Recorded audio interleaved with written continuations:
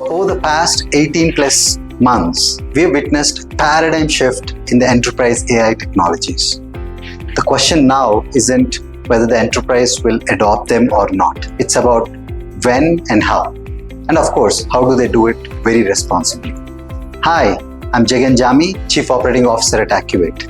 At CoreShift 2025, we're bringing together a great team of industry experts and technology practitioners to explore how AI and data can drive real, responsible transformation across your industries. This isn't another AI event. It's a platform designed to help enterprises navigate the next wave of digital transformation.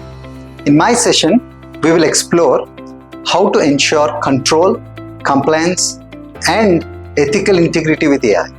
I will walk you through governance frameworks that balance the speed with accountability, covering data lineage, bias detection, compliance, model auditability, etc. And yes, it will be a show and tell using the live demos powered by Azure AI Foundry, Microsoft Purview, etc.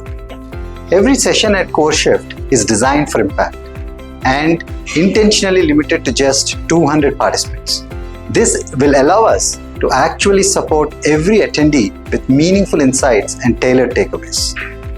Seats are limited and filling fast. Register now to be part of this focused, high-value experience. Link is in the bio. See you at the event.